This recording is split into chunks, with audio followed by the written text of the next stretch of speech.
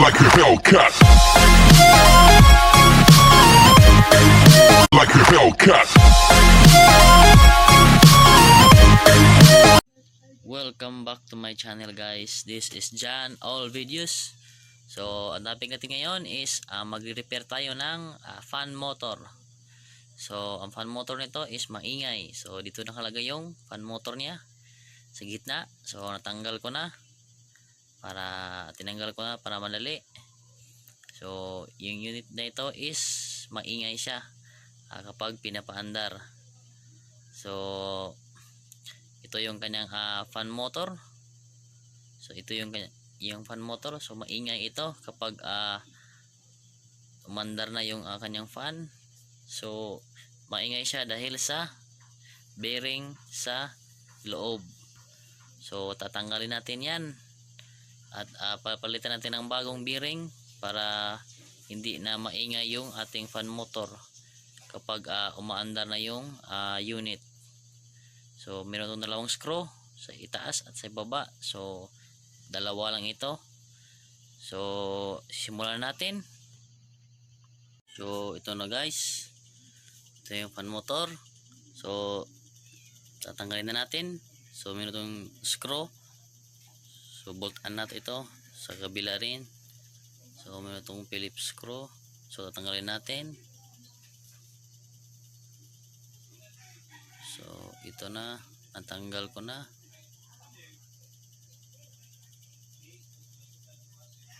So yung isa is nandito sa likod. Tatanggalin natin.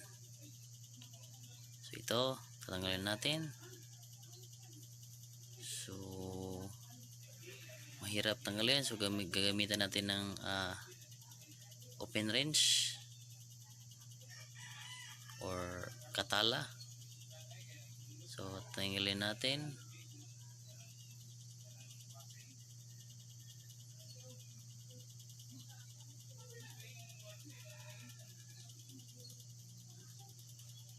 So tatanggalin na natin.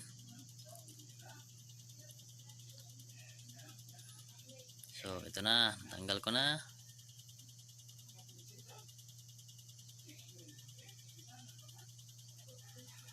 So ito na, natanggal ko na. Kuha tayo ng flat screw driver. So para matanggal itong dito sa gilid, parang plastic niya. So ito tatanggalin natin. At itong nasa gitna rubber sa shafting, tatanggalin natin yan para madali tanggalin natin yung bearing nya. So sa kabila naman tatanggalin natin yan. So ito yung kanyang shafting. So itong yung wire at sa kabila ito yung shafting na ito. So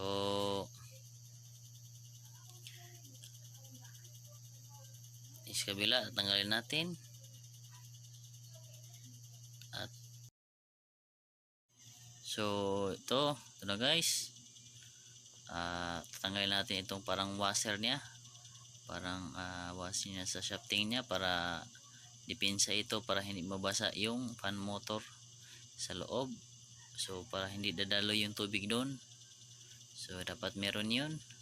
So ito parang insulation ng wire nya is ilalagay natin sa pinakadulo nya para madaling mabuksan natin yung fan motor.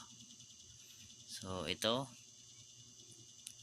ilalagay natin sa dulo yun. So itong parang kuan nito is tatanggalin natin yan, itong parang guma nito. So tatanggalin natin yan para mas madaling matanggal natin yung fan motor. So yun, tatanggalin natin.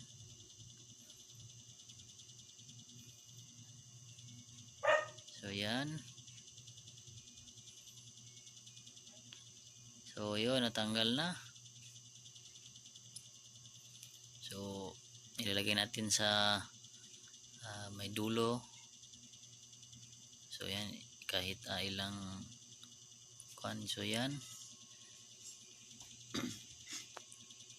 So kuha tayo ng flat screw para mabuksan natin. So dito natin bubuksan. So kuha muna ako ng flat at martilyo o pako. So ito. So meron akong flat. So sa gitna natin tatanggalin or bubuksan. So ito. So yan, dito natin bubuksan sa gitna para makuha na natin yung bearing nya. So yun yung maingay kapag umandar na yung fan motor na ito. So yun yung ating papalitan ng bagong bearing. So itong fan motor na ito is a bearing type na ito guys. So ito guys, natanggal ko na or nabuksan ko na. So may bukas na siya. So yan, ganito lang ang pagtanggal. So hinahinay lang ang bukas nito. So yan. So sa baba, sa itaas naman. So yan. So ito.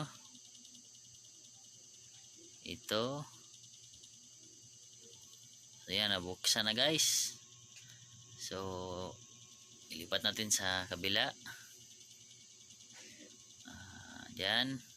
So itong wire na ito is ipapasok natin sa loob para mas madali yung pagtanggal ng shafting. So habang ipanasok sa loob, tanggalin natin yung shafting nya. So yan. So ito na, natanggal na natin. So ito yung bearing sa isigilin niya. So dalawang bearing nito. So tabi man natin yan sa kabila. So ito yung ating bearing. So ating bearing, dalawang bearing natin. So yan ang ating papalitan. At yung washer niya is ibabalik natin. Yung washer ibabalik natin. So yan. At ito yung kanyang bearing. So tatanggalin natin yan. Yung bearing nito tatanggalin natin yan. So ito yung kanyang kalawang is makapal na. So tatanggalin natin yung kalawang niya para mas madaling matanggal yung bearing niya. So ito, gamitan natin ng liha so para matanggal yung kalawang niya. So i-cut mo na itong video na ito para mas madali. So yan, natanggal ko na yung mga kalawang niya. So yan, wala ng kalawang. So dapat tatanggalin yung kalawang para madaling matanggal yung bearing natin. So yan. So lalagyan natin ng WD-40 para mas madaling matanggal yung ating bearing. So pwede ding oil yung ating ilagay. So mas mabuting WD-40. So hihintayin natin ng ilang minutes para ma-penetrate yung oil niya sa loob, yung WD-40 niya sa bearing. So hintayin na ilang minuto. So ito na guys, tatanggalin na natin yung bearing. So ako lang mag-isa guys, kaya ganito ang aking ginagawa kapag ako lang mag-isa. So ganito aking ginagawa. Kuha na ako ng martilyo at isang metal kasi wala tayong pangtanggal ng bearing. So ito lang ang aking ginagawa guys. Minamanual ko lang ito na pagtanggal. So ganito lang ang pagtanggal nito. So yan. At minsan yung bearing guys is yung iba is matagal matanggal. So yung iba naman is madali lang matanggal, kaya mas mabuting lagyan ng WD-40 para hindi siya ganong mahirap tanggalin. So yan. So yan, parang matanggal na siya. O yun, gumalaw na. So yan. So yan guys. So yun, natanggalan natin. So kunin natin. So mahirap pa rin. So tanggalin natin.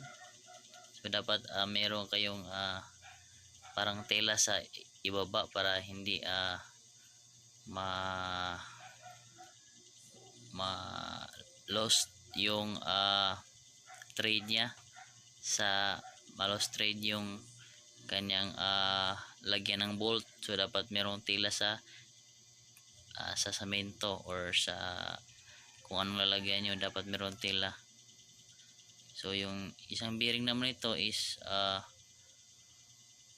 maliit lang yung lalagyan.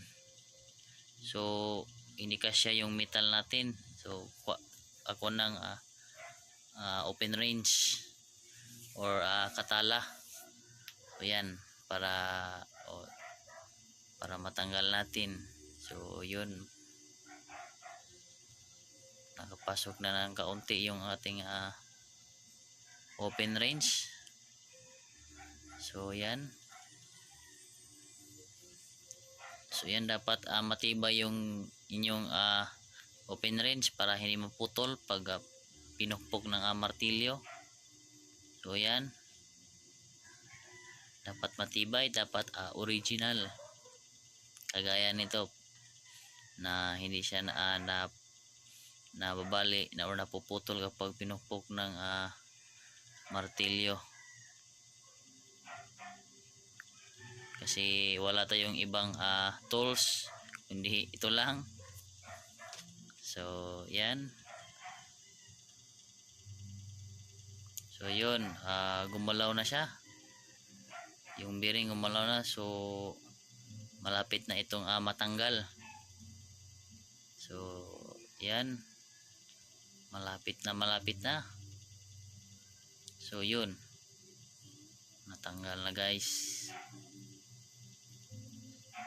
So ipakita ko sa inyo kung anong bearing ito. So titingnan natin.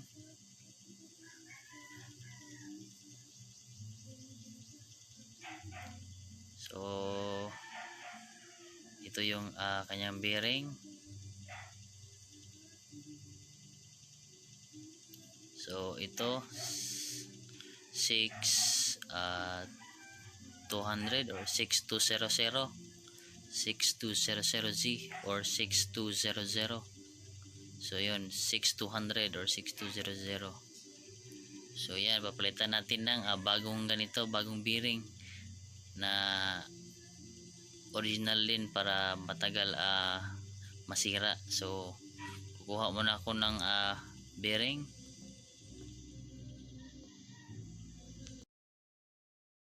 So yan, ito na yung bearing. So mayroon tayong bagong bearing. So 6200 yung kanyang number sa bearing. So yung bearing guys is iba-iba yung size ng bearing. So ito is 6200 or 6200 na bearing. So bago ito, so ito yung ating ilalagay sa fan motor natin. So palitan natin yung sira na bearing. So ito yung bago natin. So ito yung kanyang number 6200 or 6200. So yan, makikita nyo 6200. So yan. So ito yung ating ipapalit sa sirang bearing. So yung sira, so ilalagay na natin sa ating fan motor.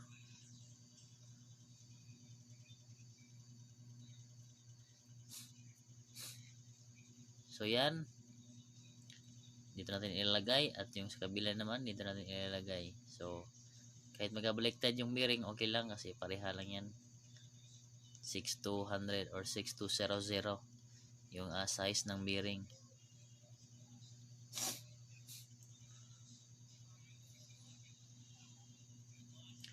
So kukuha muna tayo ng kuha muna tayo ng grease lock or grease or grasa. So ito yung grease or grasa. So lagyan natin yung shafting ng grease or grasa para madali maipasok natin yung bearing sa kanyang shafting. So lalagyan muna natin ng grasa or grease para madulas, para madaling maipasok yung bearing natin. So yan. At tapos na, ilalagay na natin yung bearing. So ito yung bearing. So yan. So kuha tayo ng isang bearing. Yung sirang bearing ilalagay natin sa itaas para hindi masira yung bago. Kuha tayo, ito yung sira niya. So ito, tapos ilagay natin sa itaas. So yan, parang ganyan. So yan, so kukuha tayo ng tubo or tube na mga 1/2 siguro yung size nito. So ito natin ilalagay dito para mas madaling maipasok natin yung bearing. So meron itong stopper na metal. So kapag nadikit na yun yung bearing, okay na yun. So ipapasok na natin. So yun. So papasok natin. So wala pa.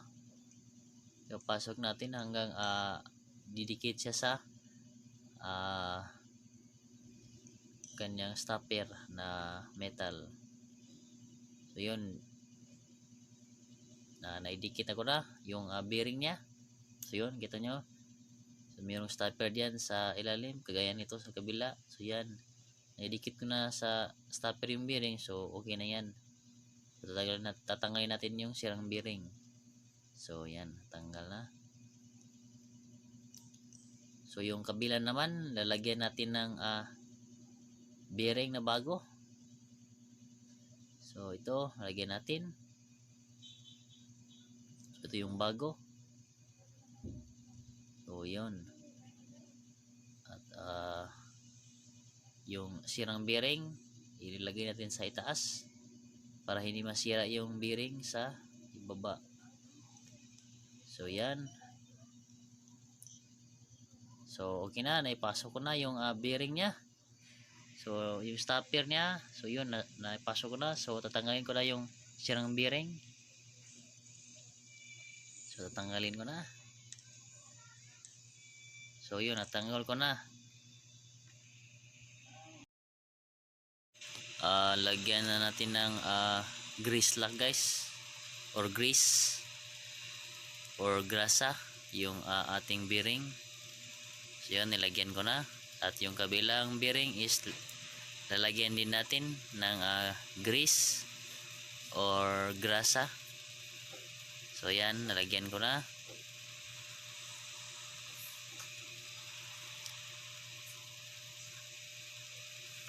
So yan, nalagyan ko yung dalawang bearing natin. So nalagyan ko ng grease para yung bearing nya is hindi madaling masira.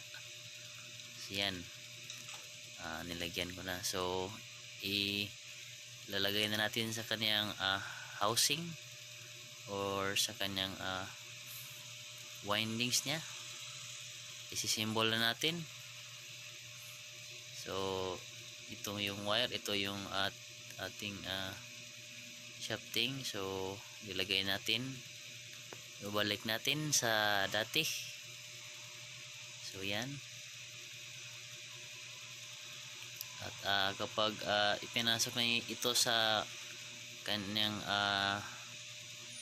windings, yung wire niya is hihilahin natin pataas para madaling maipasok yung ating shafting. So yan. So hilahin lang natin para maipasok na natin. So yan. So hila ulit. So yun. So yun, pasok na siya. So yan. At kukuha tayo ng martelyo para mahigpit natin yung fan motor niya, para mahigpitan natin. So yun, mahigpit na siya. At pag mahigpit na siya is lalagyan na natin ng screw. So yun, mahigpit na yung pagkadikit ng ating fan motor. So yun, i-screw na natin. So ito yung ating screw, at dito natin ilalagay sa may merong wire. So dito yun nakalagay. So okay, ilalagay na natin. So higpitan natin. So yun, tapos na. So yung isa naman is screw natin. So dalawa lang ang screw nito sa isigilid niya. So ito, lalagyan na natin. Dapat mahigpit yung pag screw nito para hindi magbabibrate yung fan motor nyo.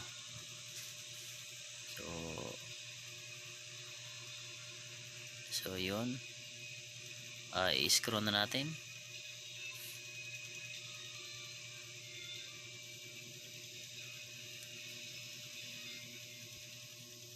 So yan. So higpitan natin gamit ang adjustable range.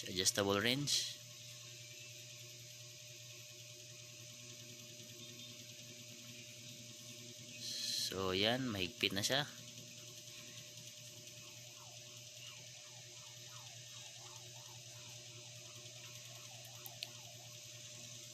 Okay.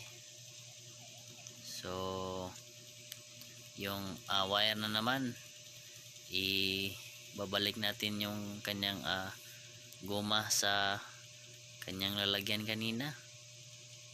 So kukuha lang kayo ng flat, at yung goma is ipapasok lang ninyo sa butas. So yan. So naipasok ko na. At yung parang insulation nya ibabalik natin. Ayun. So yung isa naman, so